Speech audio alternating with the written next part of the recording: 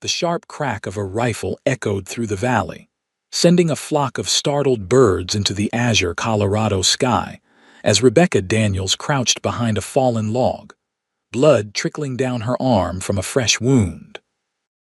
It was May 1875, and at 26 years old, Rebecca had just survived her second attempt on her life in as many months. This was not how she had envisioned starting anew in Georgetown, Colorado, but fate seemed determined to remind her that peace would never be hers to claim. "Damn it all," she muttered, tearing a strip of fabric from her petticoat to bind the wound. The bullet had only grazed her, but the message was clear: they had found her again. Rebecca checked her own revolver, counting the remaining bullets with practiced precision. 3 left. Not enough if there was more than one pursuer. The cool mountain air filled her lungs as she listened intently for approaching footsteps. Her heartbeat gradually slowed, and the forest around her settled back into its natural rhythm. Whoever had shot at her wasn't giving chase, at least not yet. Rebecca had arrived in Georgetown just 2 weeks prior, hoping that the burgeoning silver mining town nestled in the Rocky Mountains would offer the anonymity she desperately sought. After fleeing Texas with nothing but the clothes on her back and the haunting memories of her past, she had managed to secure a position as a schoolteacher in town, using forged references and a carefully crafted story about being a widow from back east. The truth was far more complicated and dangerous. As the sun began its descent behind the mountains, Rebecca made her way cautiously back toward town, keeping to the shadows and avoiding the main road. Her small cabin sat on the outskirts, providing both solitude and a quick escape route should she need one again. Inside, she bolted the door and methodically checked every window before allowing herself to sink into the single wooden chair at her table. In the dim light of a single oil lamp, Rebecca unwrapped her makeshift bandage and properly cleaned the wound, wincing as she poured whiskey over the angry red gash. 5 years on the run had taught her rudimentary medical skills, among other necessities for survival. A knock at the door froze her in place. "Miss Daniels, it's Sheriff Miller, just checking if you're all right. Heard some shots out in the woods earlier." Rebecca quickly rolled down her sleeve to cover the wound. "Just a moment," she called, ensuring her revolver was within reach before opening the door just enough to reveal her face. "Evening, Sheriff. I'm fine, thank you. I was inside preparing lessons for tomorrow's class. Perhaps hunters in the hills." Sheriff Miller, a gray-haired man with kind eyes that had seen too much, nodded slowly. "Could be. Just wanted to make sure. Town's protective of its new schoolteacher." He tipped his hat. "You'll let me know if you need anything, Miss Daniels, of course. Good night, Sheriff." As she closed the door, Rebecca leaned against it, closing her eyes briefly.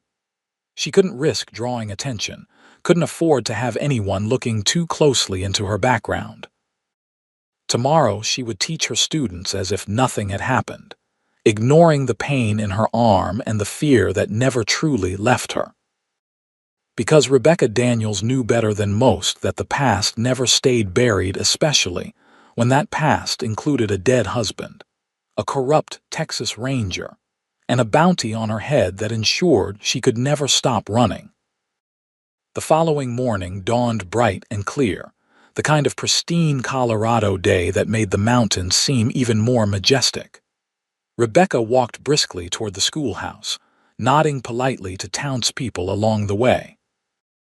Her arm throbbed beneath her high-necked blouse, but years of practice had perfected her ability to hide pain behind a composed smile.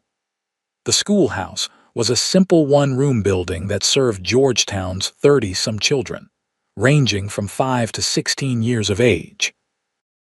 Rebecca had quickly established herself as firm but fair, earning the respect of both students and parents despite being new to town. "Good morning, Miss Daniels," called Mary Jenkins, one of her older students who was sweeping the schoolhouse steps. "Good morning, Mary. You're here early." "Ma says industriousness is next to godliness." the girl replied with a smile that revealed a missing front tooth. Rebecca nodded appreciatively as she unlocked the schoolhouse door. "Your mother is a wise woman." As the morning progressed, and the room filled with children reciting their lessons, Rebecca found herself repeatedly glancing out the windows. The unease from yesterday's shooting had settled in her bones, making her jumpier than usual. During the midday recess, while the children played in the yard, she found herself scanning the tree line, half expecting to see the glint of a rifle barrel. Instead, she saw dust rising from the main road into town, heralding the arrival of riders. This wasn't unusual. Georgetown was growing rapidly due to the silver boom, with new miners, merchants, and fortune seekers arriving weekly. Rebecca watched without particular interest until the riders came into clearer view. There were 5 of them, trail-worn men leading pack-horses laden with supplies. Cowboys, by the look of them, though what business cowboys might have in a mining town, Rebecca couldn't guess. They rode with the easy confidence of men accustomed to days in the saddle. The lead rider caught her attention. Tall and broad-shouldered even at a distance, he sat his horse with natural grace. His face was shadowed by a wide-brimmed hat, but something about his posture made Rebecca's breath catch. There was a familiarity to him that sent a chill of apprehension through her body. Turning abruptly, she called the children back to their lessons, pushing thoughts of the newcomers from her mind. She had more immediate concerns than a group of passing cowboys. That evening, Rebecca avoided her usual stop at the general store, not wanting to risk encountering the new arrivals in town. Instead, she hurried directly to her cabin, relief washing over her as she secured the door behind her. The wound on her arm needed fresh bandages, and she set about the task mechanically, her mind elsewhere. Who had shot at her yesterday? Was it a random attack, or had her past finally caught up with her? And if it had, how long did she have before she needed to run again? The questions circled in her mind like vultures as she prepared a simple supper of beans and cornbread. She was just sitting down to eat when another knock came at her door. Rebecca froze, her hand automatically reaching for her revolver. No one in town knew where she lived aside from Sheriff Miller and the school board chairman. She approached the door silently. "Who's there?" she called, revolver ready. "Blake Sullivan, madam. I believe I found something of yours in the woods." Rebecca's heart hammered against her ribs. She didn't know any Blake Sullivan, and she certainly hadn't lost anything in the woods except perhaps some blood and her sense of security. "I don't know what you mean," she replied cautiously. "A strip of fabric, madam. Looks to be from a lady's petticoat. Found it by a fallen log about 2 miles east of town. There was blood on it." Rebecca's breath caught. He had found her makeshift bandage from yesterday, but why bring it to her? How did he even know it was hers? "I think you have me confused with someone else," she said, her voice steady despite her racing pulse. "I don't think so, Miss Daniels. I also found tracks, and signs of someone taking cover behind that log, right around where shots were fired yesterday afternoon." Rebecca's mind raced. This man was either remarkably observant or had been tracking her specifically. Neither possibility offered comfort. "If you found evidence of gunplay, you should take it to Sheriff Miller," she suggested. A low chuckle came through the door. "I already spoke with the sheriff.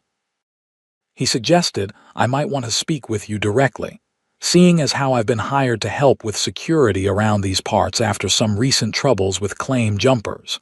Name's Blake Sullivan. I'm no threat to you, Miss Daniels." Rebecca hesitated, then cracked the door open just enough to see the man standing on her porch. Her breath caught. It was the cowboy she'd seen riding into town earlier, the one whose posture had seemed familiar. Up close, she could see why. He was tall, perhaps 6 feet, with the weathered features of a man who lived his life outdoors. Dark hair curled at the nape of his neck, and his eyes, a startling blue, regarded her with a mixture of curiosity and concern. but it was the star pinned to his vest that made Rebecca's blood run cold. A deputy's badge. As I said, Mr. Sullivan, I can't help you. Good evening. She moved to close the door, but his boot prevented it from shutting completely. Madam, if someone's taking shots at you, I need to know about it.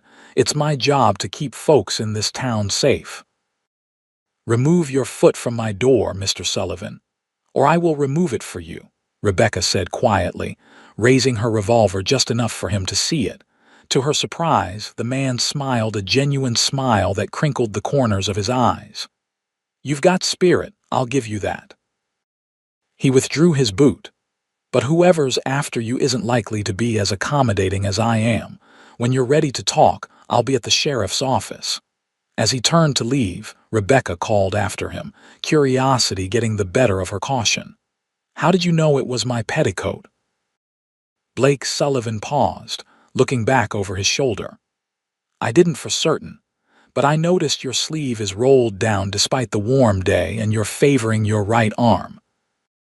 Combined with the schoolchildren's chatter about their teacher looking pale today, it wasn't a difficult conclusion to draw.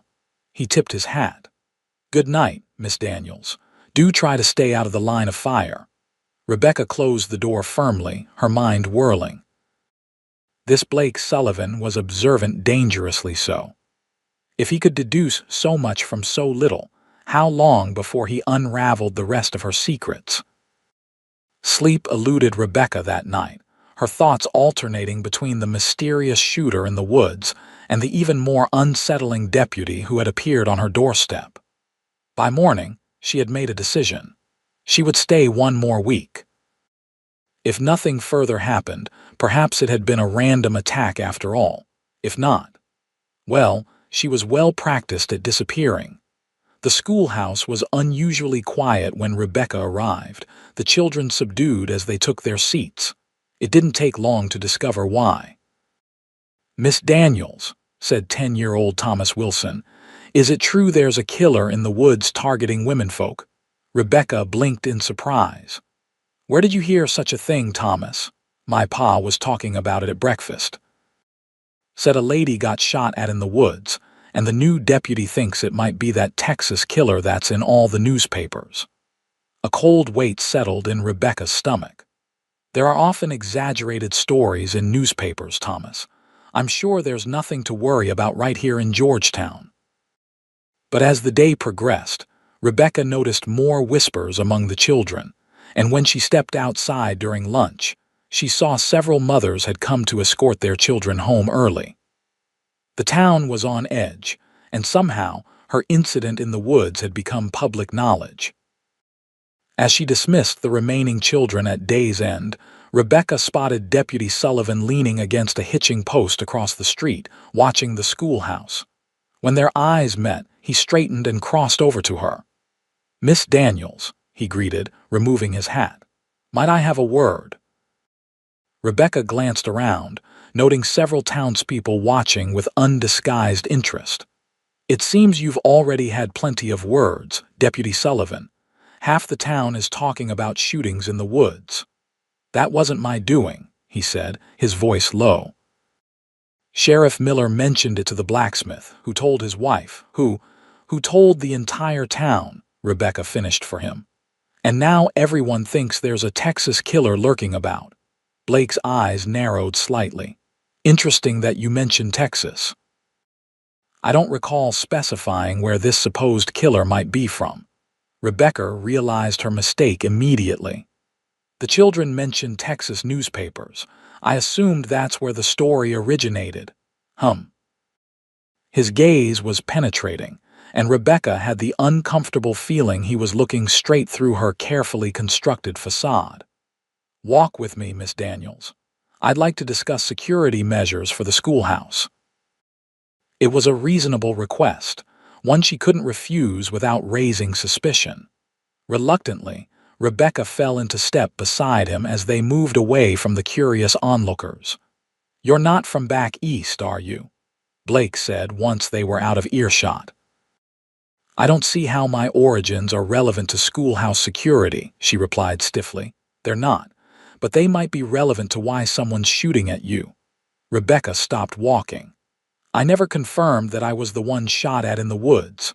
Blake's smile was patient. "You didn't have to. Your reaction when I brought it up last night confirmed it plenty." He gestured to her arm. "How's the wound?" "It's fine. A scratch." "Lucky. Whoever took that shot wasn't aiming to scratch." He studied her face for a moment. "You know who it was, don't you?" Rebecca resumed walking, her pace brisker. "What I know, Deputy Sullivan, is that I came to Georgetown for a quiet life teaching children. What I did not anticipate was becoming the subject of town gossip or interrogation. Not interrogation, concern." He matched her stride easily. "Look, Miss Daniels, I don't know what you're running from, but I'm not running from anything," she interrupted sharply. "Everyone's running from something," Blake replied, his voice suddenly softer, tinged with what sounded like personal understanding. "The question is whether what's chasing you is likely to endanger others." The implication stung. "I would never knowingly bring harm to this town or its children. I believe that, but intentions don't stop bullets." They had reached the edge of town, near the path that led to Rebecca's cabin. She stopped again, turning to face him fully. "What exactly do you want from me, Deputy Sullivan? The truth would be a start," he said, "but I'll settle for you letting me help you." "I don't need help." Blake's eyebrows rose slightly. "The bullet graze on your arm suggests otherwise." Rebecca sighed in frustration. "Fine. If I tell you what happened, will you stop this? Whatever this is.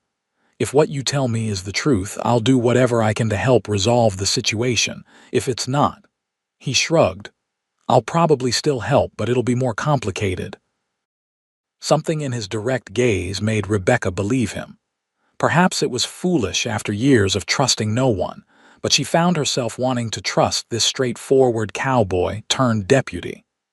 "Someone shot at me from the ridgeline while I was walking in the woods.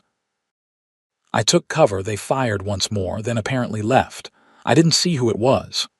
"It was the truth, if not the complete truth." Blake nodded slowly. "And you have no idea who might want to harm you," Rebecca hesitated. "I've made enemies. Who hasn't?" "Most school teachers I've known," he replied dryly. "Except maybe Mrs. Pemberton, my third-grade teacher.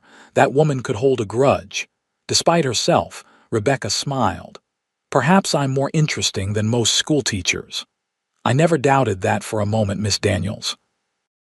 His eyes crinkled at the corners again, and Rebecca found herself noticing how the afternoon sunlight brought out golden highlights in his dark hair. "How about this? I'll keep an eye on your cabin tonight. Make sure nobody takes another shot at you. Tomorrow, we can discuss longer-term arrangements." Alarm flashed through Rebecca. "That's not necessary. I can take care of myself." "I'm sure you can. That revolver you nearly introduced me to last night suggests as much. But even the most self-sufficient folks occasionally benefit from having someone watch their backs." Before Rebecca could refuse again, a shout from down the street interrupted them. "Deputy Sullivan, urgent telegram from Denver." A young boy was running toward them, waving a yellow paper. Blake took the telegram, reading it quickly before looking back at Rebecca with a changed expression, more guarded, more official. "Seems we'll have to continue this conversation later," he said, his tone cooler than before. "Good evening, Miss Daniels." As he strode away, Rebecca felt a chill that had nothing to do with the afternoon breeze. Whatever was in that telegram had altered his demeanor completely. Had they found her? Was her true identity about to be exposed? With a growing sense of dread, Rebecca hurried toward her cabin. She would pack essentials tonight, just in case. If need be, she could be gone before dawn, disappearing into the vast wilderness of the Colorado Territory before anyone realized she had fled. She was good at disappearing. It was staying in one place that always proved impossible. Back in her cabin, Rebecca moved with practiced efficiency, gathering the few possessions that mattered: a small leather-bound journal, a silver locket containing a faded photograph, a pouch of emergency funds, and, of course, her revolver and ammunition. These, along with a change of clothes and basic provisions, went into a satchel she could grab at a moment's notice. As darkness fell, she sat by the window, peering occasionally through a gap in the curtains. Despite Deputy Sullivan's words about watching her cabin, she saw no sign of him or anyone else. Perhaps that telegram had changed his plans, or perhaps it had changed his mind about her. The knock, when it finally came around midnight, was so soft Rebecca almost didn't hear it. She approached the door cautiously, revolver in hand. "Miss Daniels," came Blake's hushed voice. "It's Sullivan. We need to talk." Something in his tone made her blood run cold. She unbolted the door and opened it to find Blake standing there, his expression grim in the moonlight. "May I come in?"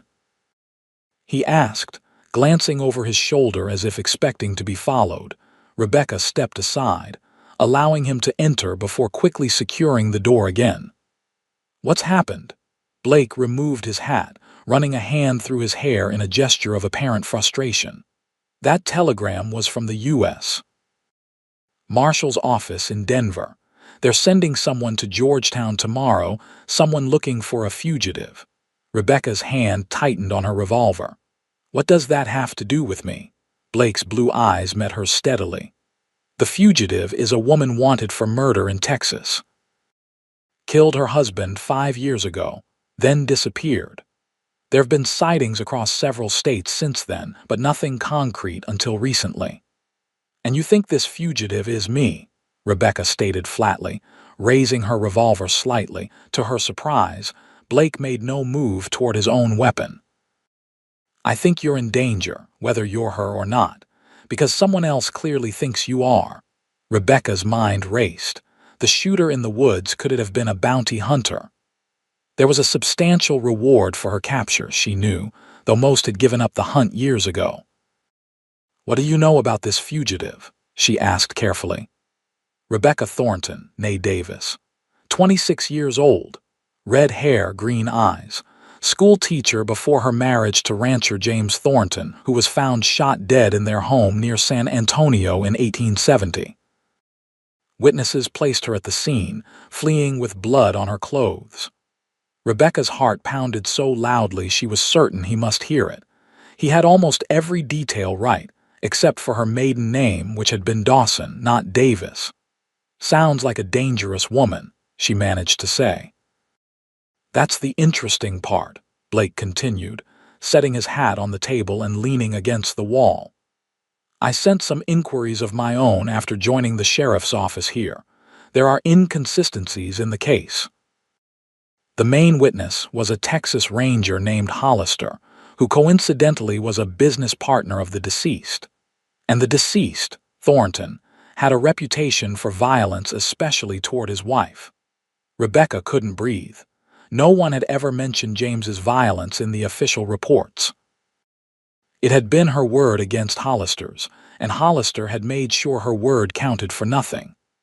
"Why are you telling me this?" she whispered.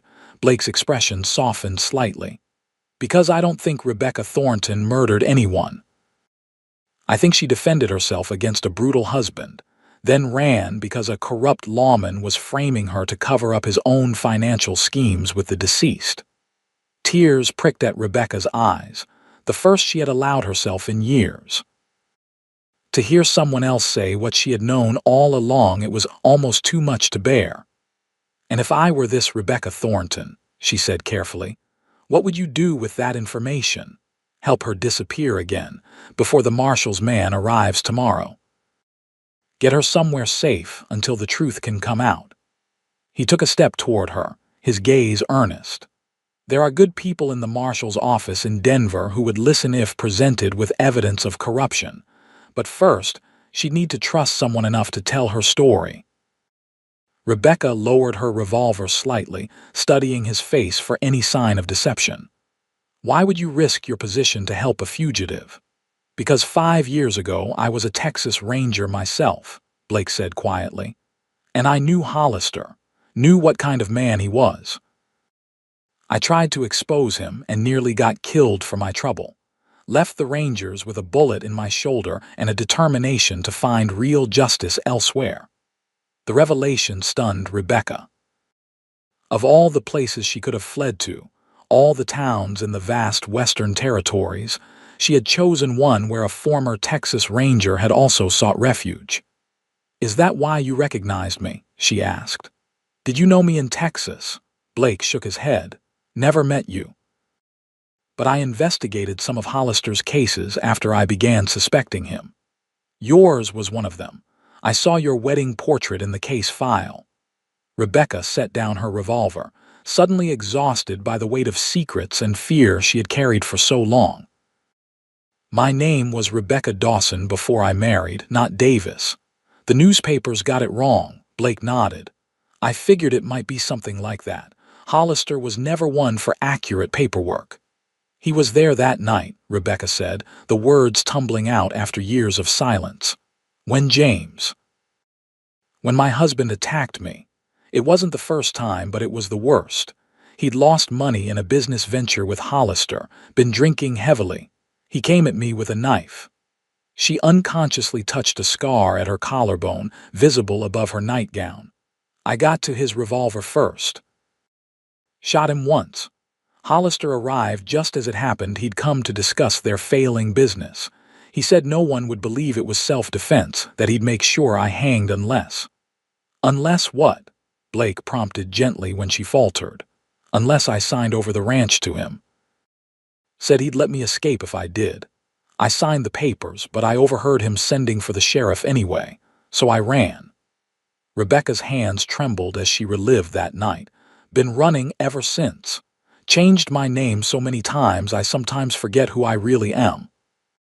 Blake crossed the small room and, with careful movements as if approaching a wounded animal, took her hands in his. "You're Rebecca, and you're not a murderer. You're a survivor." The simple truth of his words broke something in Rebecca. 5 years of running, of looking over her shoulder, of trusting no one at all crashed down around her. She didn't realize she was crying until Blake gently wiped a tear from her cheek. "We need to leave tonight," he said softly. "Pack only what you need. I have horses ready." Rebecca pulled back slightly, suspicion reflexively surfacing. "Why would you risk everything to help me? You don't even know me." Blake's expression turned solemn. "Because I failed once before to stand against corruption, because what happened to you was wrong, and because—" He hesitated, a vulnerability showing in his eyes that seemed out of place on his weathered face. "Because from the moment I saw you watching those children in the schoolyard, something told me you were worth knowing, worth protecting." The sincerity in his voice reached past Rebecca's carefully constructed defenses. For the first time in years, she allowed herself to consider the possibility of trusting someone. "Where would we go?" she asked. "I have a friend who owns a ranch near Durango, about 100 miles southwest of here. It's remote, and he owes me his life. We'd be safe there while I gather evidence against Hollister." Rebecca gestured to the satchel by the door. "I'm already packed." Blake's lips curved into a smile. "Of course you are, ready to flee at a moment's notice. It's kept me alive this long.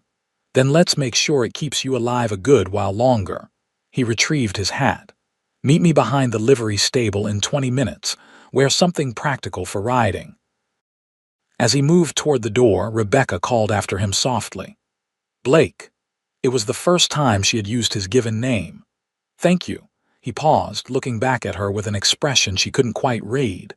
"Don't thank me yet, Miss Daniels. We've got a long, dangerous road ahead of us."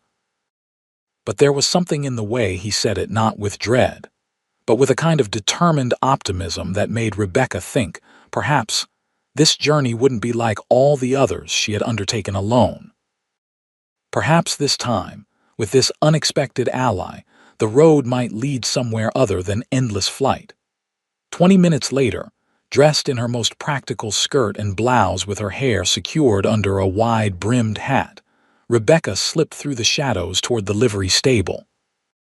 The town was quiet, most windows dark except for the saloon at the far end of the main street, where piano music and raucous laughter spilled into the night.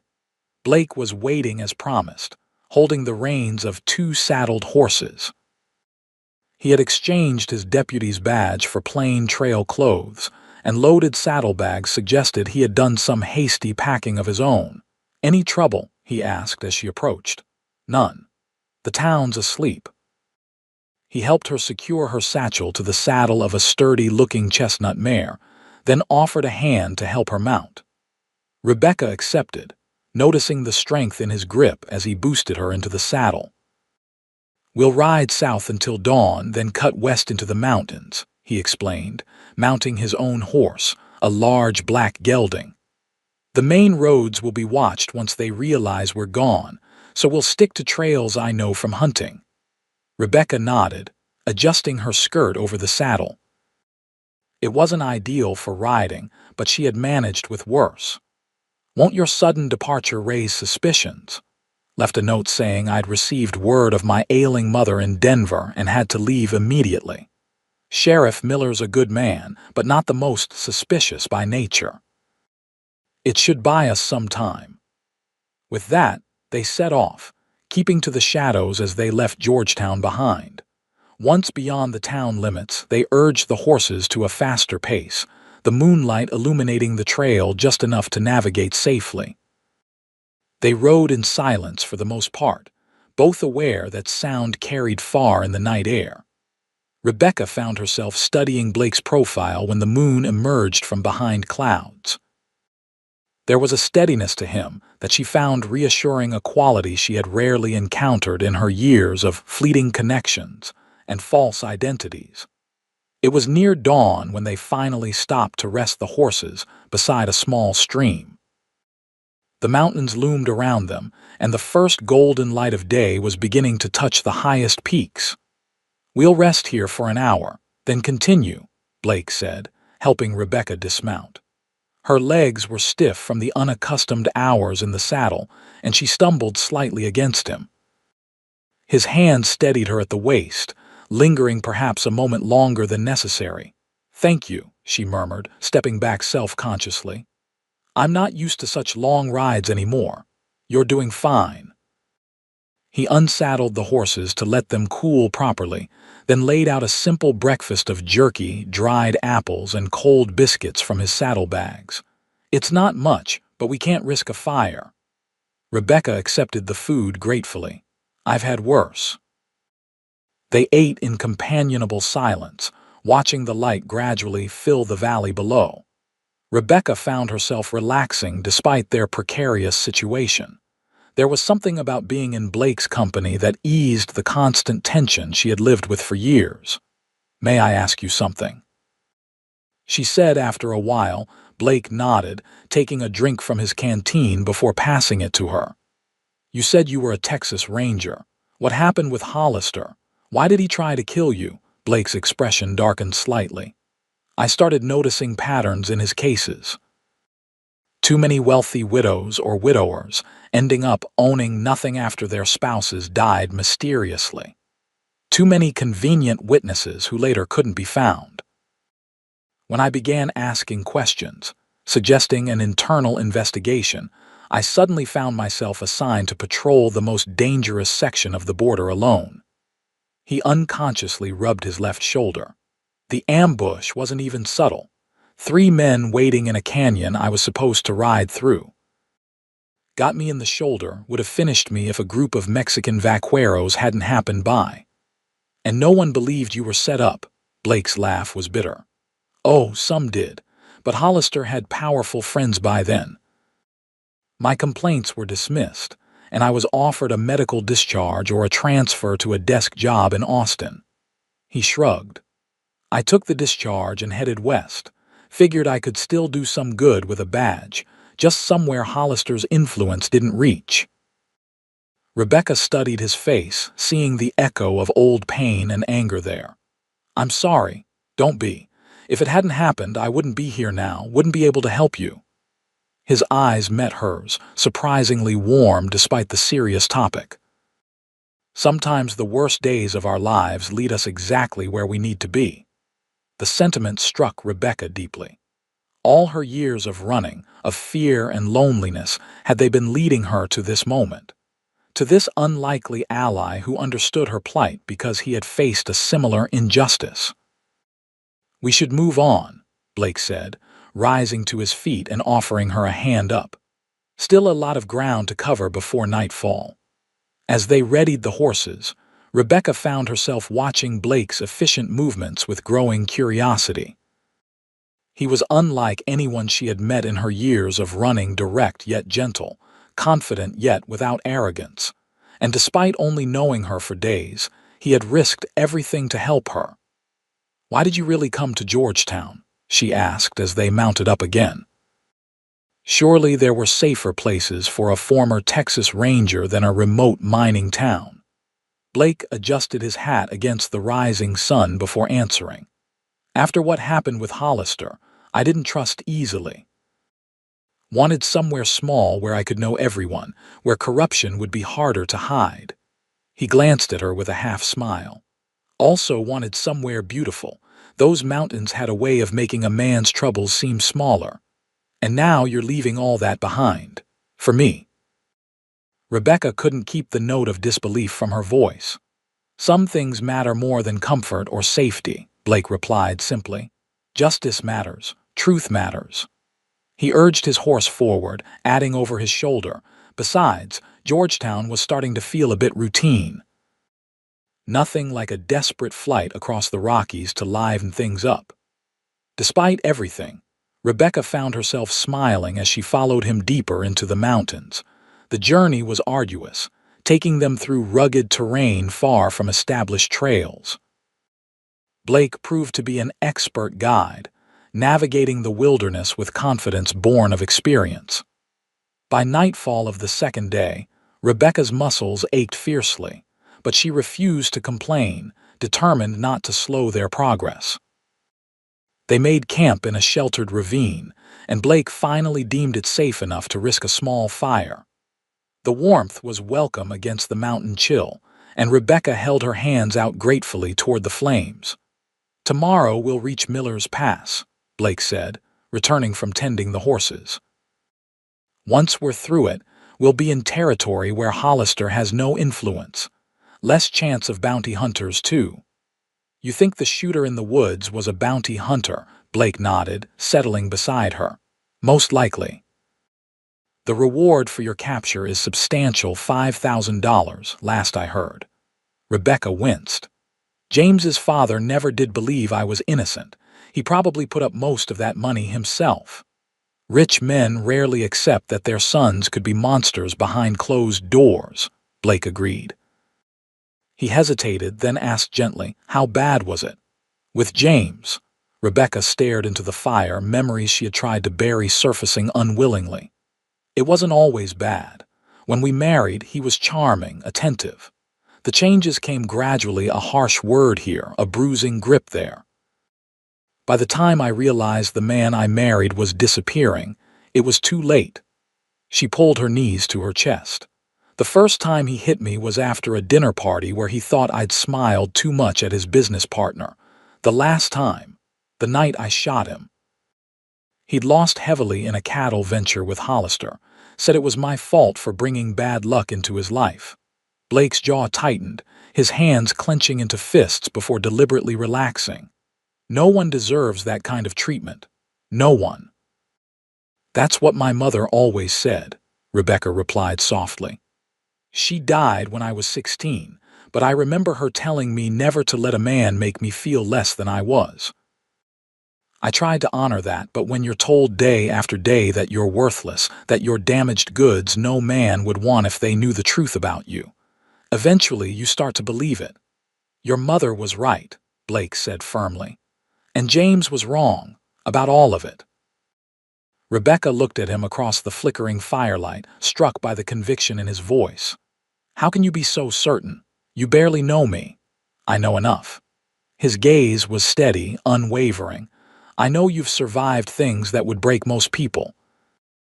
I know you've maintained your dignity and compassion despite years of being hunted. And I know that, when you thought I was threatening you, you didn't cower, you stood your ground, ready to defend yourself."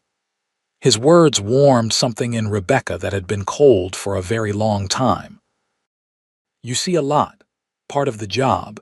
Rangers are trained to observe. His smile softened his features in the firelight. Get some rest. I'll take first watch. Rebecca wanted to insist she could take a turn at watch as well, but exhaustion was rapidly overwhelming her.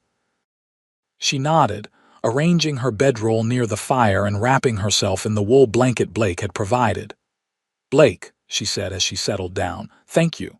Not just for helping me escape, but for seeing me, the real me. In the flickering light, she thought she saw a flash of something deeper than mere kindness in his eyes. Sleep well, Rebecca, he said quietly. You're safe tonight. And for the first time in 5 years, Rebecca believed it might actually be true. Morning brought a light drizzle that soon turned to a steady rain as they made their way toward Miller's Pass. The mountain trail became slick with mud, forcing them to proceed more cautiously than Blake had planned. Weather's not doing us any favors, he remarked as they paused to rest the horses beneath a stand of pines offering minimal shelter.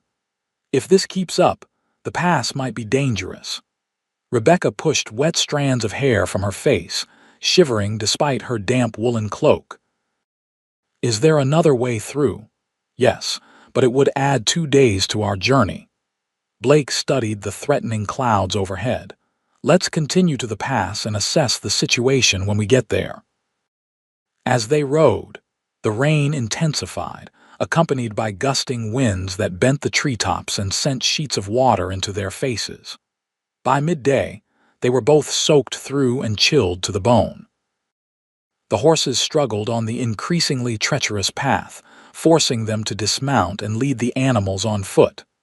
There's an old trapper's cabin near here, Blake shouted over the howling wind. We need to wait out this storm. Rebecca nodded gratefully, too cold to speak. Her hands were numb around the reins, and each step required increasing effort as her sodden skirts clung to her legs. The cabin, when they reached it, was little more than a crude shelter, 4 walls of rough-hewn logs with a sagging roof and a dirt floor. But it was dry inside, and the stone fireplace appeared intact. It's not much, but it's better than being out in this, Blake said, helping Rebecca inside before returning to shelter the horses in the lean-to attached to the cabin's side. Rebecca stood dripping in the center of the single room, teeth chattering uncontrollably. The cabin was bare except for a crude wooden table, a 3-legged stool, and what appeared to be the remains of a straw mattress in one corner. When Blake returned, he immediately set about building a fire, his movements efficient despite his own shivering. There's some dry wood stacked behind the fireplace, he explained. Trapper's code always leaves something for the next traveler. Soon a small fire was crackling in the hearth, its warmth a blessed relief. Blake rummaged in his saddlebags, pulling out a spare shirt and pair of trousers. You need to get out of those wet clothes, he said, handing them to Rebecca. I'll step outside while you change. You're as wet as I am, she protested, and it's still pouring out there. I'll check on the horses again. His tone brooked no argument. You'll catch your death if you stay in those clothes. Once alone, Rebecca peeled off her sodden dress, petticoat, and chemise with difficulty, her fingers still numb and clumsy. Blake's clothes were comically large on her frame, but they were dry and smelled faintly of pine, and leather smelled like him. She realized with an unexpected flutter in her chest. She spread her wet garments near the fire, then wrapped herself in a relatively dry corner of her cloak, sitting as close to the flames as she dared. When Blake knocked a few minutes later, she called for him to enter. He was still dripping wet, water running in rivulets from his hat and coat. Horses are settled, he reported. Found some old grain in the lean-to that seems dry enough. Now it's your turn, Rebecca said firmly. You need dry clothes too. Blake hesitated, then nodded, reaching for his saddlebag again. With the same consideration he had shown her, Rebecca turned her back while he changed, focusing intently on the dancing flames. Decent now, he said after a few minutes. When she turned, he was in dry clothes but still shivering, his dark hair plastered to his head. Without thinking, Rebecca grabbed the remaining dry corner of her cloak and gestured him closer to the fire. "Come here. We can share the cloak." He hesitated only briefly before settling beside her, allowing her to spread the woolen garment around his shoulders as well. Their proximity was intimate by necessity, shoulders and thighs touching as they huddled for warmth. "Storm's getting worse," Blake observed, his voice low in the small space between them. Outside, the wind howled with increasing ferocity, rattling the cabin's single window. "Will it delay our pursuers as well?" Rebecca asked. "Most likely. No sensible man would be out in this weather." A smile touched his lips. "Present company excluded, of course. Does that make us brave or foolish? Both, probably." His shoulder pressed more firmly against hers as he leaned forward to add another log to the fire. "Though in your case, I'd say brave. Definitely brave." The warmth in his voice matched the growing warmth of the cabin, and Rebecca found herself relaxing against him almost unconsciously. 5 years of constant vigilance and isolation had left her unaccustomed to human contact. Yet with Blake, it felt natural, comforting. As the day waned and the storm showed no signs of abating, they shared a meager meal of the last of their provisions. The intimacy of the small cabin, cut off from the world by the raging elements, created a strange bubble of tranquility despite their circumstances. "Tell me about your life before," Blake said as darkness fell outside. "Before James Thornton, who was Rebecca Dawson?" The question caught her off guard. It had been so long since anyone had asked about her real past, not the fabricated histories she created for each new identity. She was hopeful, Rebecca said slowly. Naive, perhaps. Raised by a schoolteacher mother and a father who ran the general store in a small town outside of San Antonio, I wanted to be a teacher like my mother. I was, for a short while before I met James. A smile touched her lips at the memory. I loved it watching children discover the world through books, seeing their faces light up when they mastered something difficult. Is that why you took the teaching position in Georgetown? To reclaim something from your past? Rebecca nodded. It was the one part of my old life I thought might be safe to revisit. Different name, different state, but the same joy in teaching. She glanced at him curiously. "What about you? Was being a lawman always your ambition?" Blake poked at the fire thoughtfully. "Not always. My father was a rancher in East Texas. Expected me to take over the family spread someday. But then the war came." His expression grew distant. "Served in the Confederate cavalry, saw things no man should see. When I came home, the ranch was struggling and I couldn't settle back into that life. Needed something with purpose, something where I could make a difference." He shrugged. "The Rangers seemed like the answer at the time. Do you regret it, becoming a Ranger?" "No," he said after a moment's reflection. "Despite how it ended, I did some good, helped people who needed helping." "Can't regret that." The fire crackled between them, casting long shadows against the cabin walls. Outside, the storm continued unabated, rain drumming on the roof and wind whistling through the chinks in the logs. "We should try to get some sleep," Blake suggested eventually. "No telling when this storm will break." The practical matter of sleeping arrangements in the tiny cabin hung between them unspoken. There was only the floor, the remnants of the straw mattress insufficient for one person, let alone two. "I can sleep sitting up against the wall," Blake offered. "You take the space near the fire." "Don't be ridiculous," Rebecca countered. "You're exhausted too, we can. Share the space, if you're comfortable with that." Blake studied her face in the firelight, seeming to search for any sign of hesitation or fear. "Are you sure?" "After everything you've been through, I wouldn't want to." "I trust you," Rebecca interrupted, surprising herself with the simple truth of it. "I wouldn't be here if I didn't." Something shifted in Blake's expression, a softening, a warmth that had nothing to do with the fire. "All right, then. They arranged their bedrolls side by side near the hearth, close enough to share warmth but with a respectful space between them. As they settled down, Rebecca found herself acutely aware of Blake's presence, the sound of his breathing, the slight creak of the floorboards when he moved. "Rebecca," he said softly in the darkness, "no matter what happens tomorrow or the days after, I want you to know something." She turned her head toward his voice. "What's that?" "You deserve a life without fear, a chance to be that hopeful woman again. And I intend to do everything in my power to make that possible." Rebecca's throat tightened with emotion. "Why? Why risk so much for someone you barely know?" In the dim light from the dying fire, she could just make out his profile as he turned toward her. "Because some things in this world are worth fighting for. Justice is one. But a woman like you, brave, resilient, kind, despite everything that's happened to her, that's something even more worth fighting for." His words hung in the air between them, weighted with meaning that neither was quite ready to acknowledge. Rebecca felt tears prick at her eyes, overwhelmed by the simple dignity he afforded her after years of being treated as nothing more than prey. "Thank you," she whispered, unable to articulate the depths of her gratitude. Blake's hand found hers in the darkness, his calloused fingers entwining with hers in a gesture both protective and tender. "Get some sleep. I'll be right here." With his hand warm in hers, Rebecca closed her eyes, listening to the storm rage outside while finding, for the first time in years, a perfect stillness within.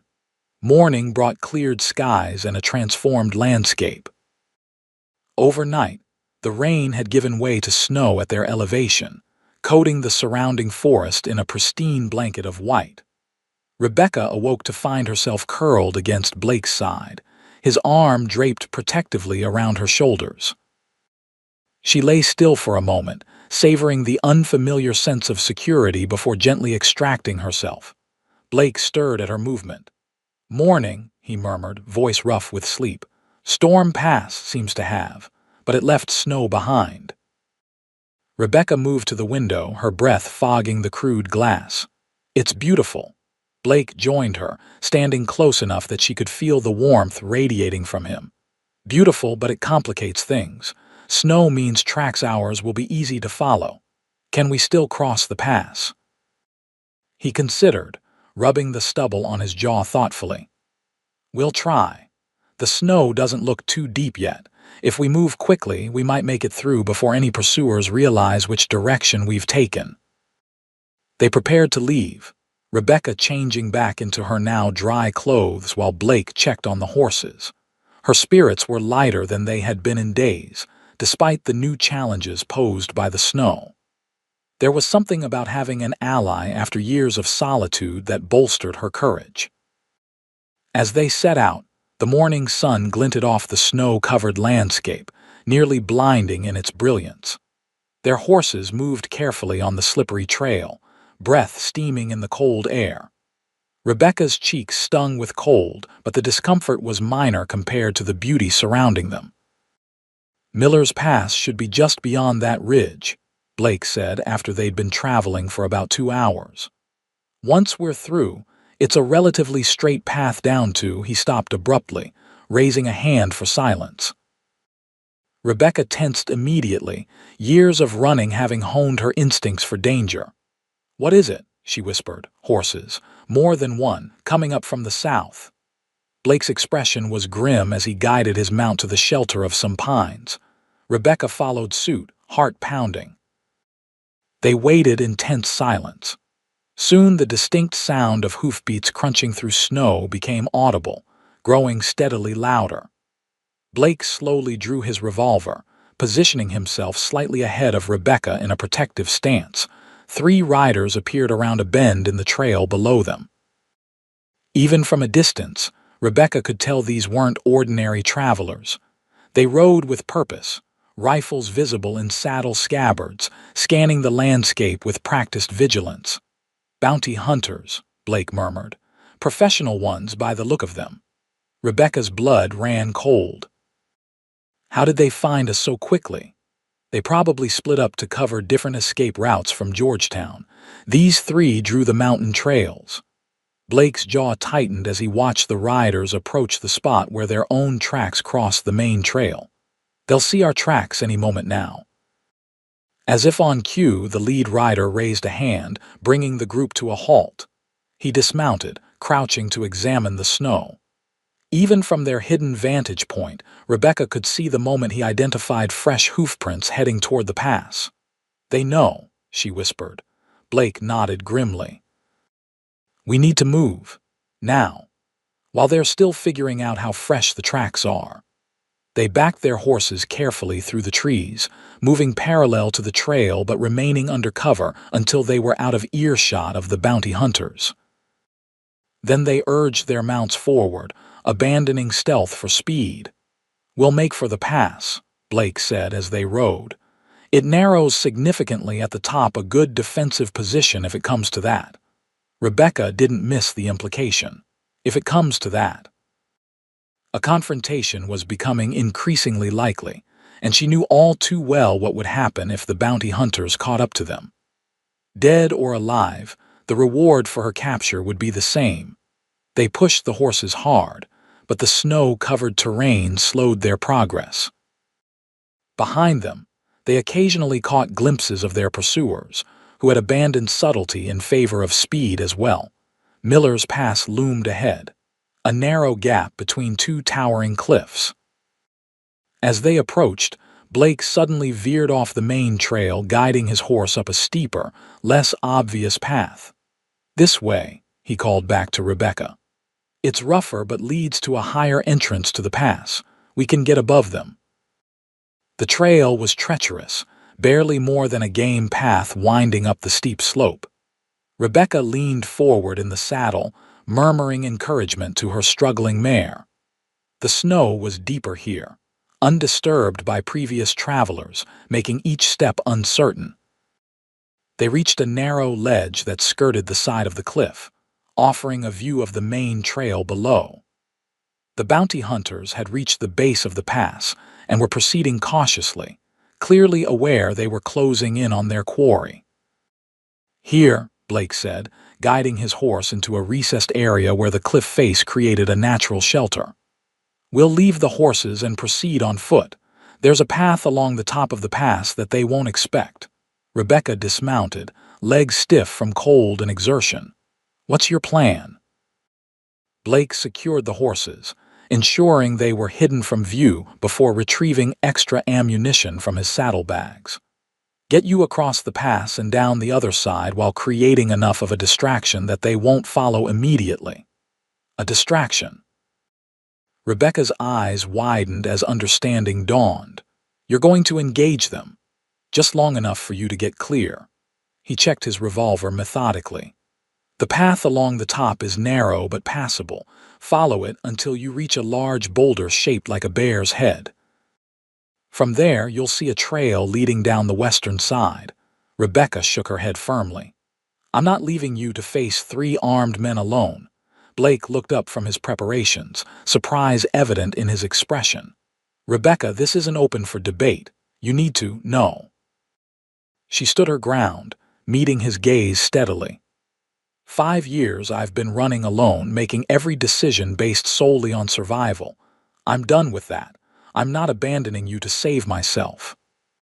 "This isn't abandonment, it's strategy," Blake argued, though she could see a flicker of something like admiration in his eyes. "If both of us are captured or killed, everything we've done has been for nothing. And if you die covering my escape, how am I supposed to live with that?" Rebecca countered. "Besides, I'm a decent shot. 2 guns are better than 1. They stared at each other in tense silence, the distant sounds of the approaching bounty hunters lending urgency to their standoff. Finally, Blake's expression softened. "You're the most stubborn woman I've ever met," he said, a reluctant smile tugging at his lips. "Survival requires stubbornness," she replied simply. Blake nodded, accepting her decision. "All right then.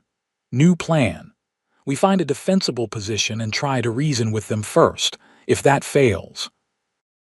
He left the implication hanging. If that fails, we do what we must, Rebecca finished for him. Together they made their way along the narrow path that skirted the top of the pass, moving carefully on the snow-covered rock.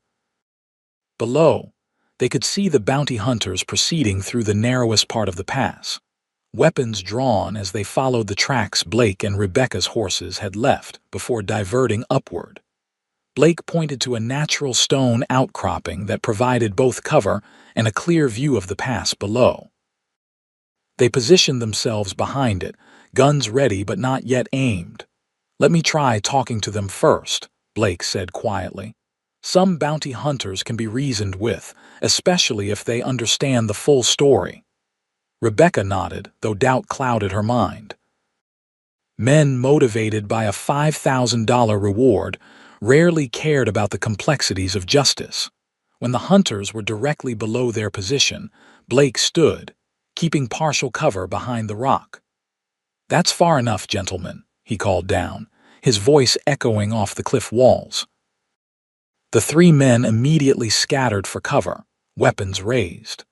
"Who's that up there?" called the leader, a broad-shouldered man with a scar across his cheek. "Deputy Blake Sullivan, formerly of the Texas Rangers. I'm going to ask you to lower your weapons and hear me out." There was a moment of confused silence below. Then the scarred man laughed harshly. "Sullivan, well, ain't this interesting? Word is you've gone rogue, deputy, aiding and abetting a fugitive." "I'm aiding an innocent woman wrongfully accused," Blake replied evenly. Rebecca Thornton acted in self-defense against an abusive husband. The witness against her, Ranger Hollister, was corrupt and stood to gain financially from her conviction. "Don't much care about the details," the bounty hunter called back. $5,000 says she comes with us, dead or alive. Your choice which?" Rebecca's heart sank. As she had feared, justice meant nothing compared to the reward. She exchanged a glance with Blake, who gave a slight nod, confirming what they both now knew: negotiation had failed. "I can't let you take her," Blake said, his voice hardening. "Turn around and ride away, and we all live to see another day." The only response was a rifle shot that splintered the rock near Blake's head. He ducked down immediately, sharing a grim look with Rebecca. "So much for reasoning with them," she said, checking her revolver one last time. What followed was a tense exchange of gunfire, with Blake and Rebecca using their elevated position to good advantage. The bounty hunters were pinned down in the pass, with limited cover available. One of the hunters took a bullet to the leg from Blake's precise aim, his cries of pain echoing off the cliff walls. But their advantage wouldn't last forever. The bounty hunters began coordinating their movements, one providing covering fire while the others attempted to work their way up the slope toward Blake and Rebecca's position. "We need to move," Blake said urgently as bullets struck increasingly close to their hiding spot. "They're flanking us." They retreated along the narrow path, searching for another defensible position. The gunfire continued sporadically, the hunters unable to get clear shots but unwilling to abandon their pursuit. As they rounded a bend in the path, Rebecca suddenly stumbled, a cry of pain escaping her as she fell to one knee. Blake was at her side instantly, supporting her weight. "I'm hit," she gasped, clutching her side where a growing red stain spread across her coat. "Must have caught a ricochet." Blake's face paled as he helped her behind a large boulder, shielded from the hunter's view. He quickly examined the wound, his hands gentle but urgent. "It's not too deep," he said, relief evident in his voice. "Bullet grazed your side, but it's bleeding heavily. We need to bind it." Rebecca nodded, fighting against the waves of pain. "Do it quickly. They'll be on us soon." Blake tore a strip from his shirt, binding the wound as best he could while keeping watch for their pursuers. "Can you still move?" he asked, helping her to her feet. Rebecca nodded grimly, teeth clenched against the pain. "I've endured worse." The look Blake gave her then was complex admiration mixed with something deeper, more personal. "Just a little farther," he promised. "There's a place ahead where the path splits. One fork leads to a dead end. If we can lure them that way. They moved as quickly as Rebecca's injury would allow, the sounds of pursuit growing closer behind them. The path split as Blake had described, and they took the right fork, which curved back toward the western side of the pass. "Wait," Rebecca said suddenly, an idea forming. "If they think we took the dead end," Blake caught her meaning immediately, "we could double back behind them." A smile of approval crossed his face. Quick thinking. They found a sheltered spot where they could watch both paths. Soon, two of the bounty hunters appeared, moving cautiously along the trail. After a brief consultation, they took the left fork, the dead end Blake had mentioned. "Now's our chance," Blake whispered. "The third man must be either guarding the horses or too injured to continue. We can circle back to our mounts and be gone before they realize their mistake." They moved swiftly but carefully, Rebecca fighting through the pain of her wound. As they neared the spot where they'd left their horses, a voice called out from behind them, "That's far enough." They turned to find the scarred leader of the bounty hunters standing there, rifle aimed steadily at them. Blood stained his left arm, but his grip on the weapon was unwavering. "You're cleverer than most," he acknowledged with a grim smile, "but not clever enough." Blake shifted subtly, positioning himself partially in front of Rebecca. "It's over, friend. Your companions are heading down a dead-end trail and you're wounded. Let us pass and we'll all walk away from this." The bounty hunter's smile widened unpleasantly. $5,000 buys a lot of medical attention. Now drop your weapons, both of you." Rebecca felt Blake tense beside her, knew he was calculating the odds, preparing to make a move that would likely get him killed, but might give her a chance to escape. The realization struck her like physical blow. He was willing to die for her. In that moment, something shifted within Rebecca. 5 years of running, of trusting no one, of believing herself unworthy of genuine connection. Because of what James had done to her, it all crystallized into a perfect clarity. This man beside her, who had known her only days, valued her life above his own. Not because she was fragile or needed protection, but because he saw in her something worth protecting: her dignity, her right to justice, her future. Without conscious thought, Rebecca's hand found Blake's, squeezing once in silent communication. She saw his eyes widen slightly, felt the answering pressure of his fingers against hers. "I said drop your weapons," the bounty hunter barked, taking a step closer. "You know what I've been wondering," Blake said conversationally, still holding Rebecca's hand. "How you found us so quickly. Almost as if you knew exactly where to look." The man's expression flickered briefly. "Good tracking. Now enough talking." "No, it was more than that," Blake continued. "Someone told you which way we'd go, someone who knew these mountains, someone like Sheriff Miller." A cruel smile crossed the bounty hunter's face. "Smart man. The sheriff sends his regards, said you were a fool to trust him with your plans. Now for the last time, drop your weapons," or the crack of a rifle shot interrupted him.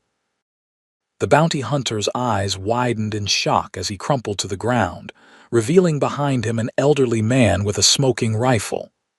"Damned bounty hunters," the old man spat, lowering his weapon. "Been watching you folks since you took shelter in my cabin. Figured you might need a hand." Rebecca and Blake stared in stunned silence at their unexpected savior, a grizzled mountain man with a long gray beard and weathered features. "You," Blake began. "That was your cabin." "Been mine for 30 years, the old man confirmed, approaching cautiously to check that the bounty hunter was truly dead. "Name's Josiah Wilson. Heard enough of your conversation last night to know you're running from an injustice, not justice itself."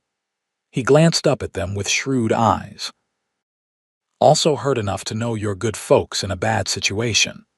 Relief washed over Rebecca in a dizzying wave, the pain of her wound suddenly more acute as the immediate danger passed. She swayed slightly, and Blake's arm immediately went around her waist, supporting her. "She's wounded," he told Josiah urgently. Bullet grazed, but she's losing blood. The old man nodded. My cabin's closer than wherever you were heading, and safer now that those other two are on a wild goose chase. He gestured to the dead bounty hunter. We'll have to do something about him, though. Can't leave bodies lying around, even in these mountains. As Josiah and Blake discussed what to do with the body, Rebecca found herself leaning more heavily against Blake, the events of the past days catching up to her in a rush of exhaustion and pain. His arm tightened around her, and he looked down with concern evident in his blue eyes. "Stay with me," he murmured. "Just a little longer and we'll get you somewhere safe to rest." Rebecca managed a weak smile.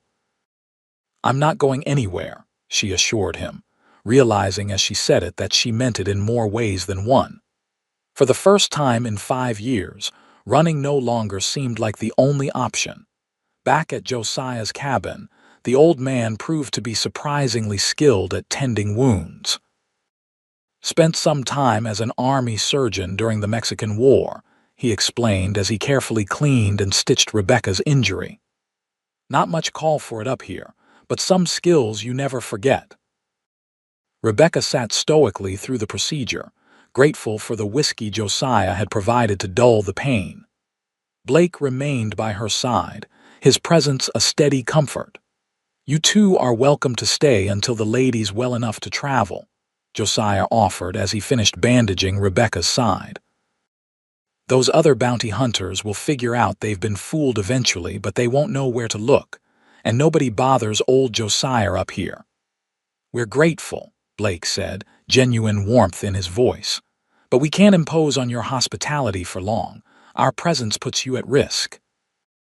Josiah waved away his concern. "Been alone too long anyway. Bit of company wouldn't hurt." He eyed them both thoughtfully. "Besides, sounds like you folks have an interesting story. Been a while since I heard a good tale." Over the next 3 days, Rebecca regained her strength while Blake and Josiah took turns keeping watch for any sign of the remaining bounty hunters. They shared their story with the old mountain man, who listened with undisguised interest, occasionally offering insights from his own experiences with frontier justice. "This Ranger Hollister sounds like a real piece of work," Josiah commented on the evening of their 3rd day. "Known men like him before. Power and greed make a nasty combination." "The worst part is, he's still out there," Blake said grimly. "Still wearing a badge, still perverting justice." Rebecca, seated near the fire with a blanket around her shoulders, studied Blake's face in the flickering light. The depth of his anger at Hollister's corruption matched her own, she realized. This wasn't just about helping her, it was about righting a fundamental wrong that offended everything he believed in. "What will you do?" she asked softly. "After you get me somewhere safe?" Blake looked up, meeting her gaze. "Gather evidence. Make a case that can't be ignored or buried, then take it to someone with the authority to do something about it." His expression softened. "But first, I'm making sure you're truly safe." "My friend's ranch near Durango is still our best option," he continued. "Josiah says the pass should be clear enough to travel in another day or two. Once you're settled there, I can—" Rebecca interrupted quietly. "What? We can gather evidence. We can build a case." She straightened, ignoring the twinge from her healing wound. "This is my fight too, Blake. Perhaps more mine than yours." Josiah chuckled softly, drawing their attention. "Been watching you too," he said with the candor of the elderly. "Reminds me of me and my Martha, God rest her soul. Stubborn as mules, both of you, but stronger together than apart." Rebecca felt warmth creep into her cheeks, but she didn't look away from Blake's intense gaze. Something unspoken passed between them, an acknowledgement of what had been growing since their first meeting, a connection that transcended their shared purpose. "Together then," Blake agreed, a smile softening his features. "Assuming you're well enough to travel soon." "I'm tougher than I look," Rebecca reminded him. "That you are," he acknowledged. "Never doubted it for a moment." The journey to Durango took longer than anticipated, with Rebecca's injury necessitating frequent rest stops.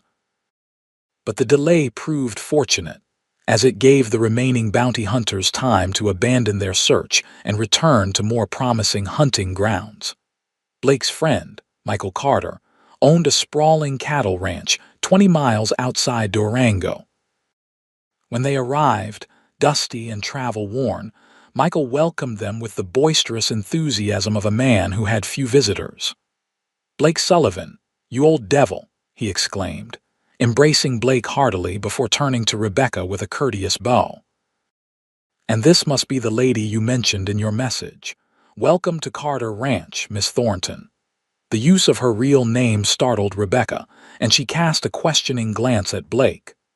"I sent a rider ahead while you were recovering at Josiah's," he explained. "Thought it best Michael know the full situation before we arrived."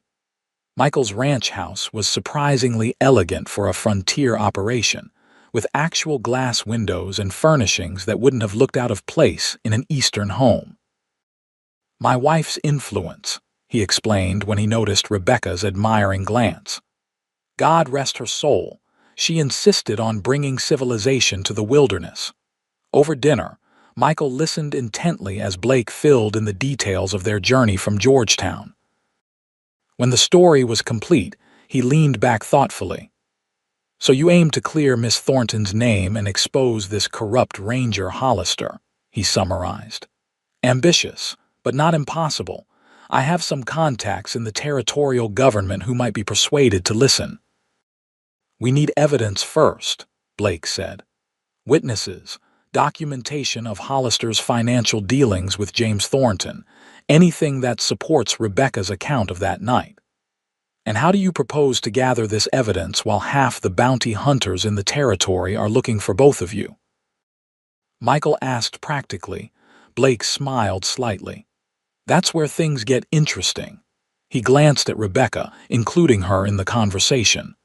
"We need to spread word that Rebecca Thornton has fled to California or Oregon. Meanwhile, we work quietly, contacting potential witnesses, building our case." Rebecca nodded slowly. "And where would I be while this word is spreading?" "Here," Blake said simply, "if you're willing. Michael's ranch is remote enough to be safe, and few people know of our connection." "You'd be welcome," Michael assured her.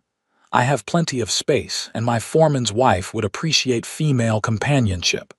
Rebecca considered the offer. The prospect of staying in one place, even temporarily, was both appealing and terrifying after years of constant movement. "And you?" she asked Blake. "Where would you be during all this?" A shadow crossed his face. "I'd need to travel. San Antonio primarily, to start gathering testimonies and documents." The thought of Blake returning to Texas, possibly crossing paths with Hollister, sent a chill through Rebecca. "It's too dangerous," she protested. "Hollister still has influence there if he learns you're asking questions." "I know how to be discreet," Blake assured her, "and I have former colleagues who share my opinions of Hollister. They'll help." Rebecca wasn't convinced, but she recognized the determination in his expression. This wasn't just about her anymore, it was about addressing a corruption that had been festering for years.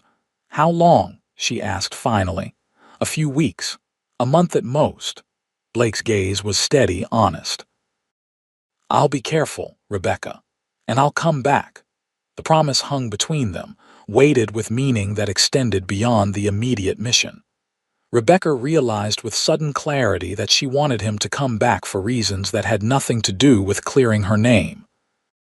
That night, unable to sleep in the comfortable guest room Michael had provided, Rebecca stepped onto the porch, breathing in the cool night air.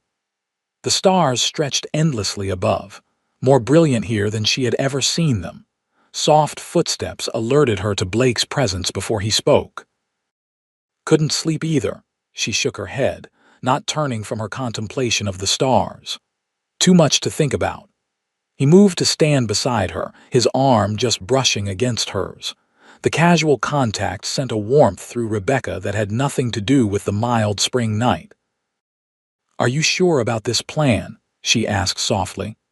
There must be another way to gather evidence without you risking yourself in Texas. It's the fastest way, Blake replied. And time matters.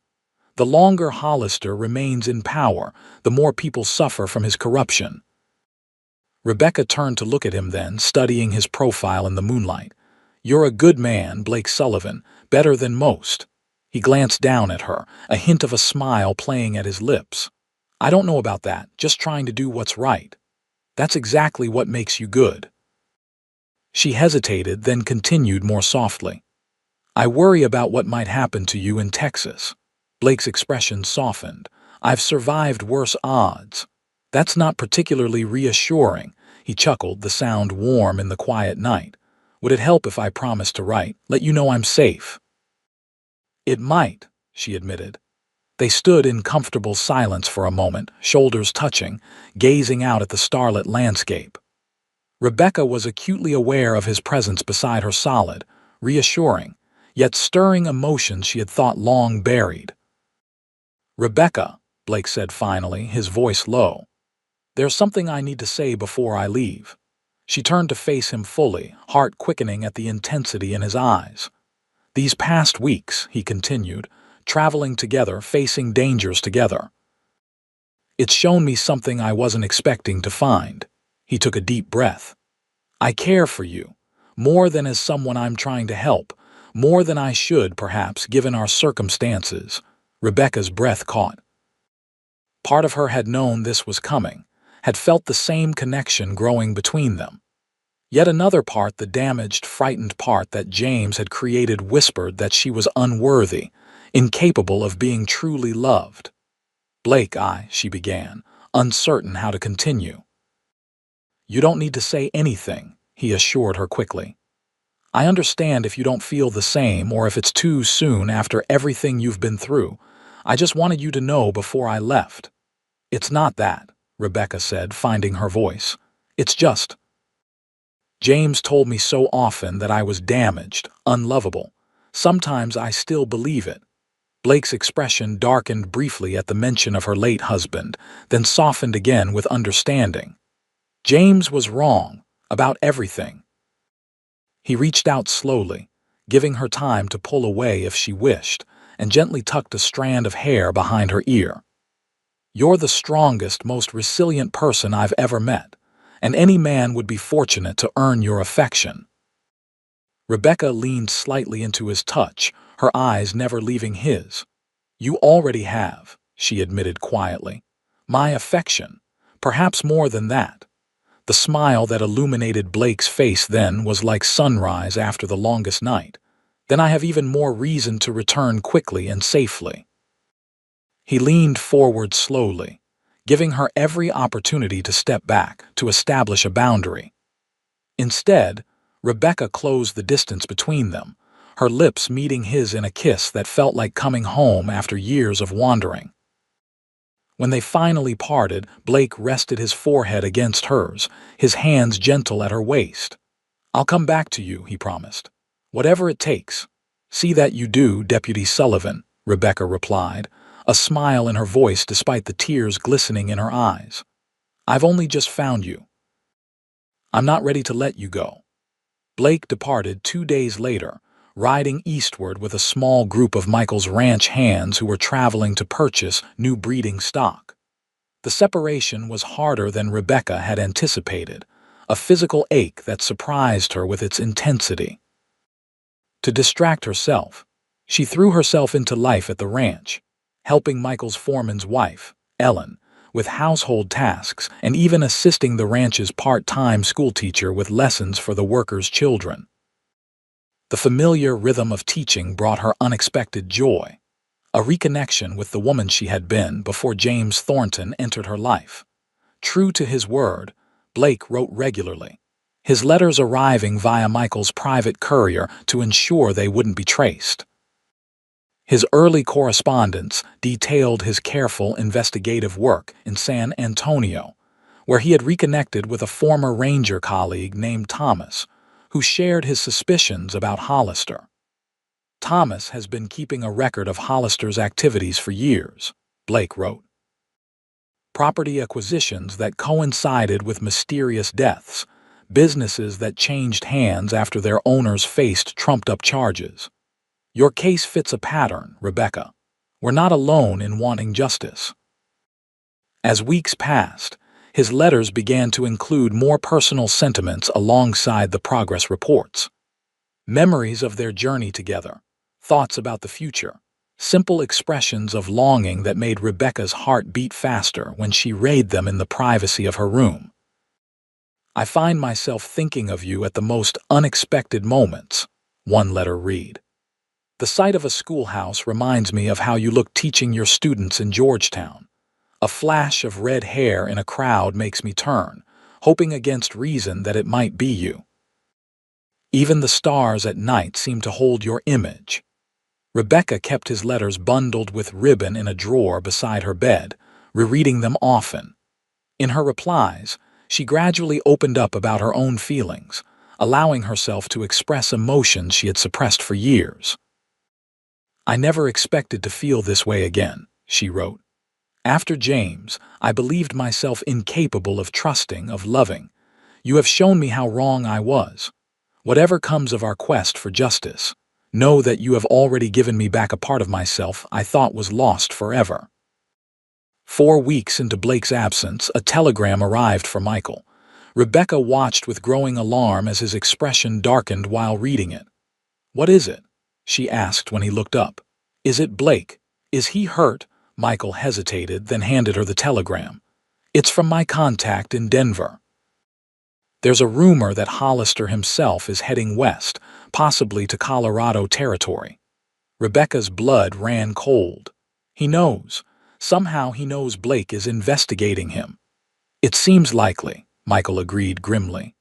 "The telegram mentions he's traveling with several other rangers and deputized men. This isn't a social visit. We have to warn Blake," Rebecca said urgently.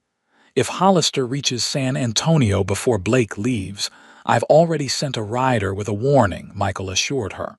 "Blake will get word in time."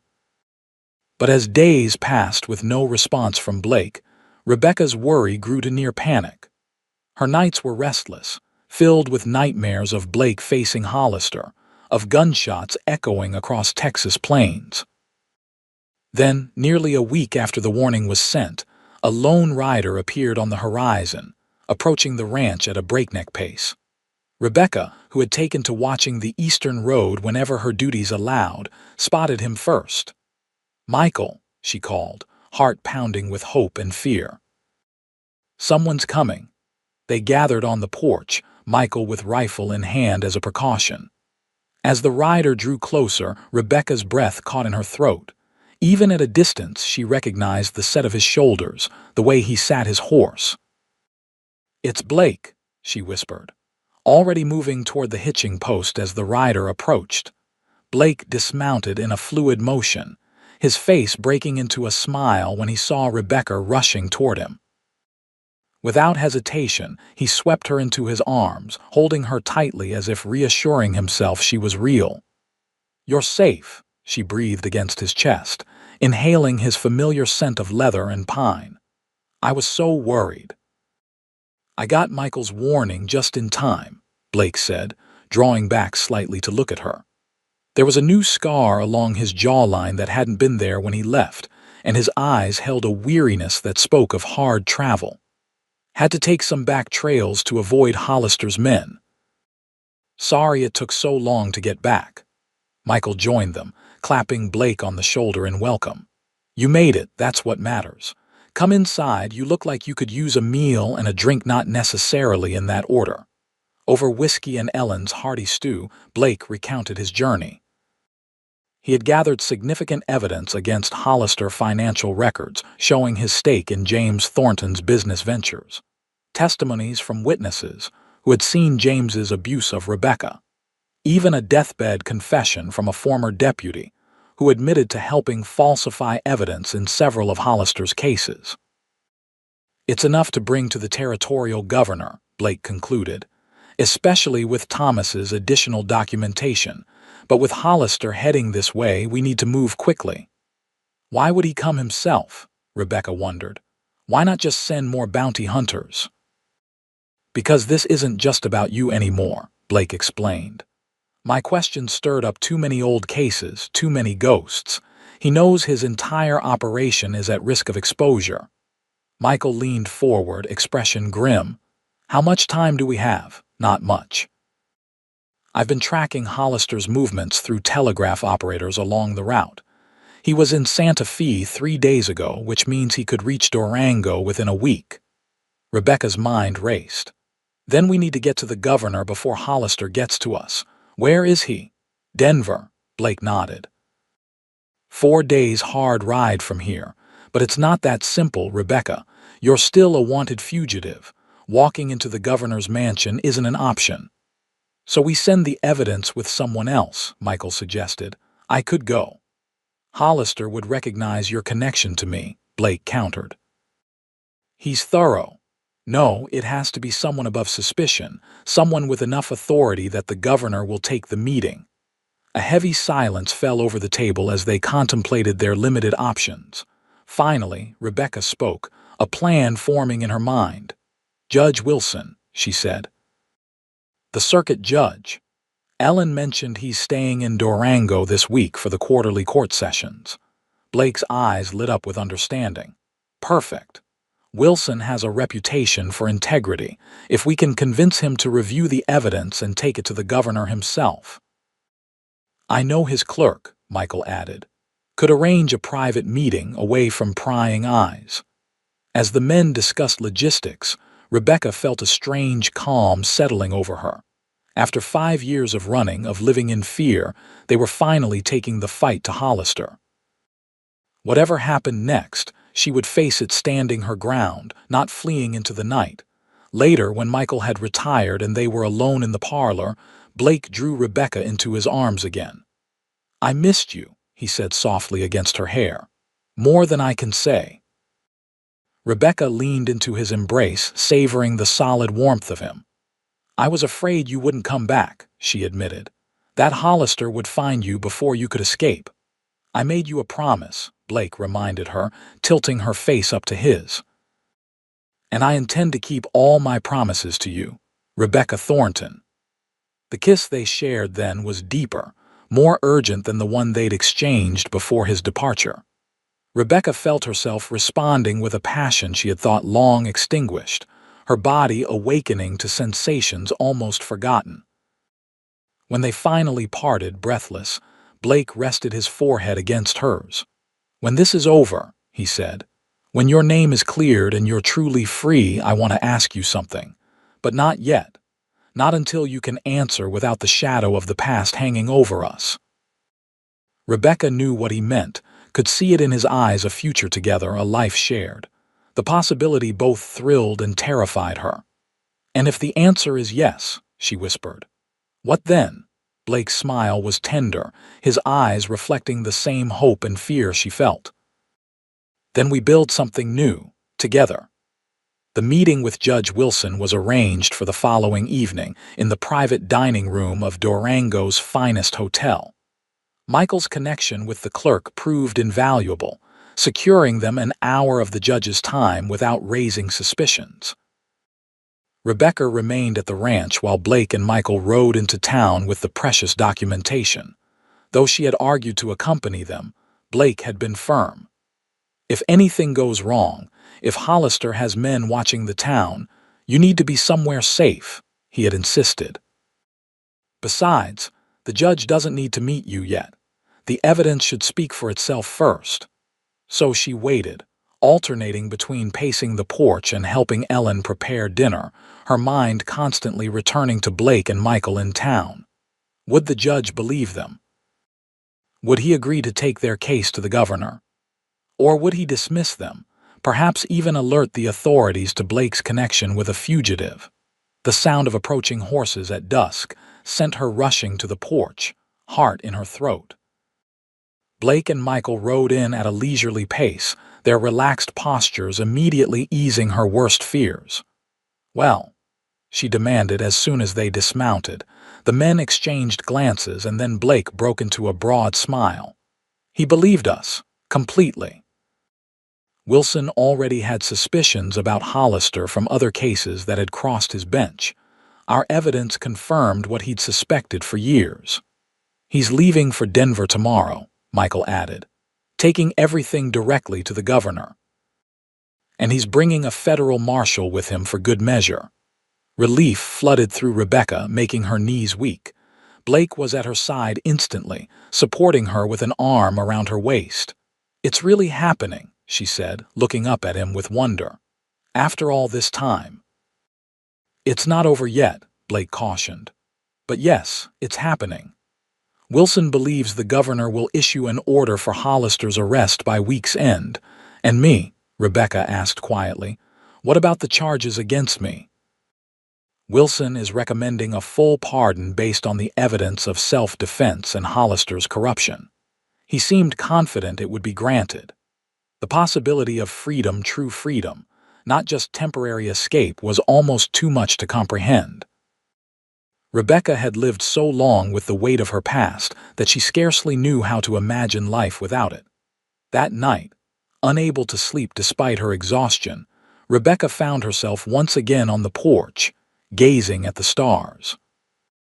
The future stretched before her, suddenly vast with possibility where before there had been only the narrow path of survival. Blake joined her, as he had that night before his departure. Without words, he draped a blanket around her shoulders, his hand lingering warmly on her back. "What will you do?" Rebecca asked after a comfortable silence. "When this is over, will you return to being a deputy?" Blake considered the question. "I don't think so. I've worn a badge long enough to know its limitations. Justice is more than law enforcement." "Then what?" He smiled slightly. "I've been thinking about ranching, actually. Michael's been trying to convince me to buy the property adjoining his for years. Says it's good grazing land going to waste." The image of Blake as a rancher came easily to Rebecca's mind, his natural affinity with horses, his practical knowledge of the land. "I think you'd be good at it," she said honestly. "Perhaps." His gaze shifted from the horizon to her face. "But a ranch needs more than just a rancher to truly thrive. It needs a home at its heart." The implication was clear, and Rebecca's pulse quickened. "Are you asking me something, Blake Sullivan?" "Not yet," he reminded her gently. "Not until you're truly free, but I'm hoping, Rebecca. Hoping that when I do ask, your answer might be yes." Rebecca turned to face him fully, finding in his eyes the same longing she felt in her own heart. "When you do ask," she said softly, "I think you'll find I've already answered." The days that followed were tense with anticipation as they waited for news from Denver. Blake insisted on maintaining vigilance, posting ranch hands as lookouts and keeping horses saddled and ready in case Hollister appeared before the governor's orders could reach local law enforcement. A week after Judge Wilson's departure for Denver, Michael's courier returned with a sealed letter. They gathered in the parlor as Michael broke the seal and scanned the contents, his expression giving nothing away until he looked up with a broad smile. "It's done," he announced.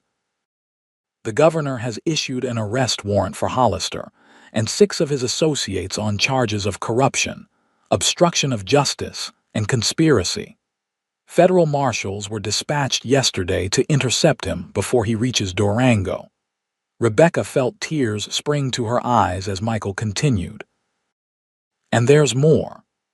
Based on Judge Wilson's recommendation and the evidence presented, the governor has issued a full pardon for Rebecca Thornton, citing clear evidence of self-defense and subsequent miscarriage of justice." Blake, seated beside Rebecca on the sofa, took her trembling hand in his. "You're free," he said softly. "Truly free." The words seemed to hang in the air, almost too momentous to absorb. After 5 years of running, of looking over her shoulder, of assuming new identities and leaving before connections could form, it was over. She could be Rebecca again. Could build a life, put down roots, look toward a future instead of constantly fleeing the past. The full impact hit her in waves, and Rebecca found herself laughing and crying simultaneously, overwhelmed by emotions too complex to name. Blake's arms encircled her, holding her steady as she processed the reality of her freedom. "There's one thing the letter doesn't mention," Michael said, his tone becoming more serious. "Hollister. The marshals were sent to intercept him, but there's no confirmation they succeeded. Until we know he's in custody, we need to remain cautious." Blake nodded grimly. "Agreed. I'll double the watch tonight just in case," but the precaution proved unnecessary. The following day brought news that Hollister and 4 of his men had been apprehended without incident near the Colorado-New Mexico border. The former Texas Ranger had surrendered when confronted with federal marshals and the governor's warrant, apparently recognizing that his network of influence could not extend to this new jurisdiction. "It's really over," Rebecca said that evening as she and Blake walked along the creek that bordered Michael's property. The setting sun bathed the landscape in golden light, the distant mountains purple against the horizon. "Sometimes I still can't believe it." "Believe it," Blake said, squeezing her hand gently. "Hollister will face trial for his crimes. The evidence against him is overwhelming, and you—" He stopped walking, turning to face her. "You never have to run again." The certainty in his voice made Rebecca smile. "It will take some getting used to, this idea of staying in one place, of building something lasting." "I was hoping you might want to build something lasting with me," Blake said, his voice lower, more intimate. He reached into his pocket, producing a small velvet pouch. "This isn't as fancy as what you might have had back in Texas, but—" From the pouch he withdrew a ring, a simple silver band set with a small but perfect sapphire that caught the evening light. "Rebecca Thornton," Blake said, taking her hand in his. "I know we've only known each other a short time, but in that time, you've shown me more courage, resilience, and genuine goodness than I've seen in most people over a lifetime. I love you, and if you'll have me, I want to spend the rest of my days helping you build the life you deserve, one filled with safety, respect, and joy." Tears blurred Rebecca's vision as she looked from the ring to Blake's earnest face. "Are you certain?" she whispered. "After everything I've been through, everything I've done." "More certain than I've ever been of anything," Blake said firmly. "You are not damaged, Rebecca. You're not defined by what was done to you or what you had to do to survive. You're defined by your strength, your kindness, your capacity for joy even after so much pain." His words reached deep into Rebecca's heart, addressing the doubts that had lingered even after her name was cleared. James had spent years convincing her she was broken beyond repair, unworthy of love or happiness.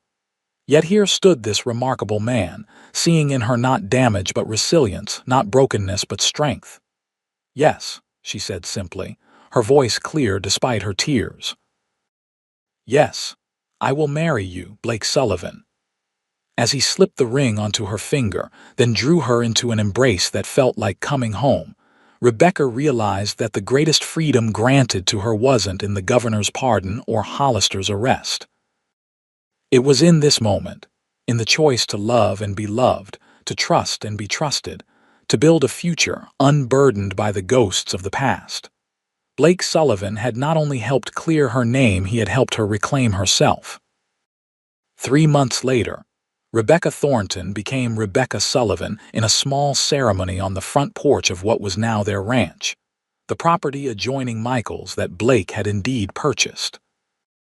Judge Wilson himself performed the ceremony, having become a stalwart ally and friend during Hollister's trial, which had concluded with a 20-year sentence in a federal prison. "I've never seen 2 people more suited for each other," Judge Wilson declared during the simple ceremony. "Both tested by fire, both emerging stronger for their trials. May your union be blessed with the peace and happiness you've both earned through your courage and perseverance." As they exchanged vows, Blake's hand was steady holding hers, his blue eyes never leaving her face. "I promise to stand beside you through whatever comes," he said, his voice carrying clearly to all assembled.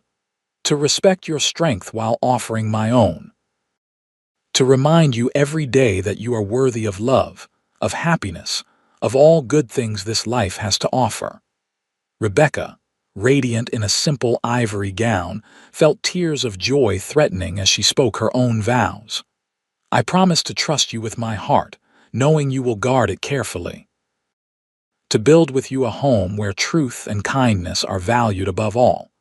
To face each day with the courage you've helped me rediscover in myself. As Judge Wilson pronounced them husband and wife, as Blake's lips met hers in a kiss that sealed their promises, Rebecca knew with absolute certainty that the damaged, frightened woman who had fled Texas 5 years earlier was truly gone. In her place stood a woman who had learned that wounds could heal, that trust could be rebuilt, that love could indeed overcome the deepest scars. In the years that followed, the Sullivan Ranch prospered under their joint care. Blake's natural affinity for the land and animals complemented Rebecca's organizational skills and determination. They built not just a successful business, but a true home, a place of warmth and welcome known throughout the region for its hospitality. Rebecca found herself drawn back to teaching, establishing a small school on the ranch for the children of their workers and neighboring families. The joy she had found in education before James Thornton darkened her life returned tenfold, enriched by her own experiences of loss and redemption. And when, 2 years after their wedding, their son James Michael Sullivan was born, followed 18 months later by their daughter Elizabeth, Rebecca discovered new depths to her capacity for love and healing. Watching Blake with their children, his gentleness, his patient guidance, his unwavering support, she sometimes marveled at the distance she had traveled from those dark days of abuse and fear. "What are you thinking about?"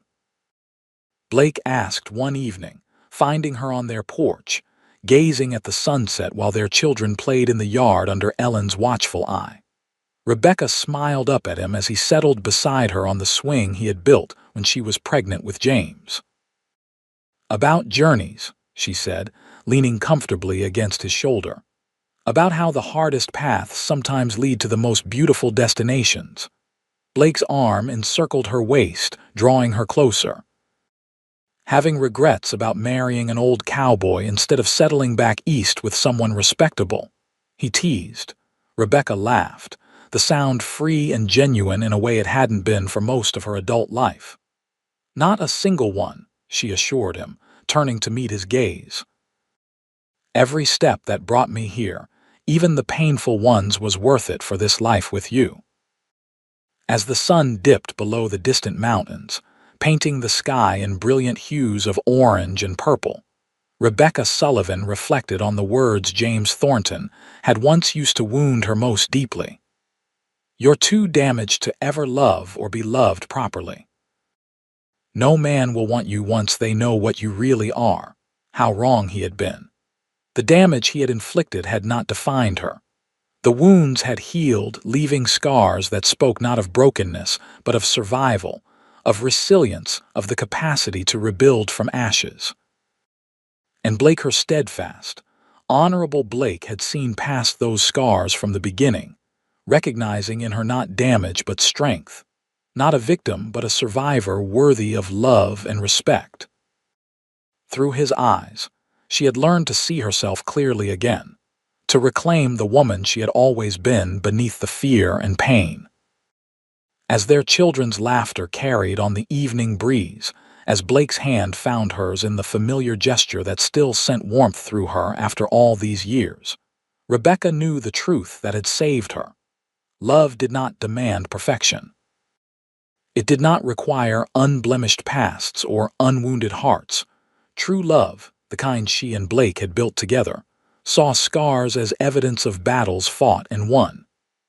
It recognized that damage was not destiny, that wounds could become wellsprings of compassion and understanding. It offered not a magical erasure of the past, but a hand to hold while walking into the future. "I love you," Blake murmured, pressing a kiss to her temple as the first stars appeared in the deepening twilight. "And I love you," Rebecca replied, the words simple yet profound in their truth. Today and all days to come. In that moment, with her family gathered close and her heart at peace, Rebecca Sullivan understood completely what Blake had tried to tell her all those years ago. She had never been too damaged to love or be loved. She had simply been waiting for the right person to help her remember how to do both.